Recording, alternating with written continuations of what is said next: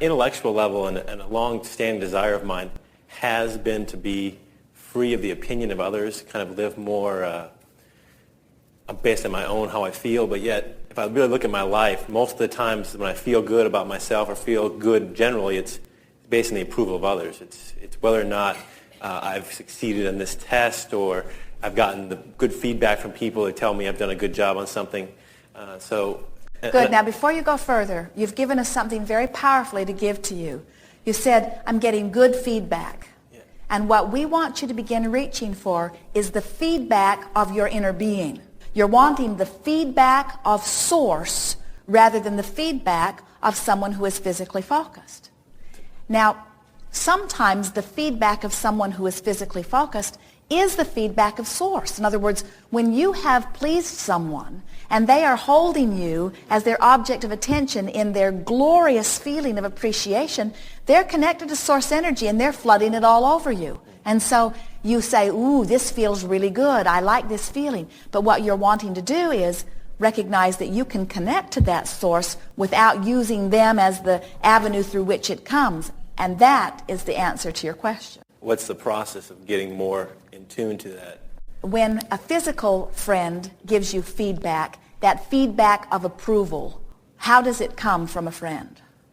Usually it's after I've done some physical action, they've witnessed it, and they've been like, well, that was really good. So they give it to you in words? Yeah.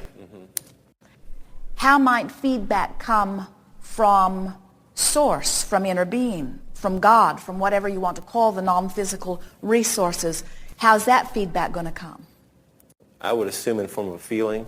If you are sitting before Esther, as she is allowing her connection to all of that, it can come in words. Right. Well done. You see. But if you do not have a translator, then you've got to be it. Sometimes you'll hear your name.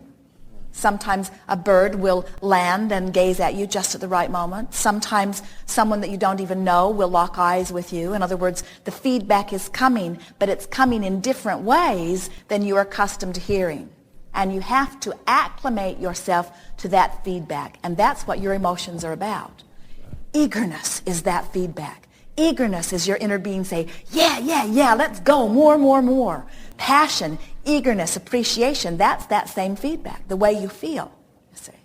So I guess one of the things I get hung up on is I do appreciate when people give me positive feedback, but then when I get negative feedback, it can also bring me into a real negative state.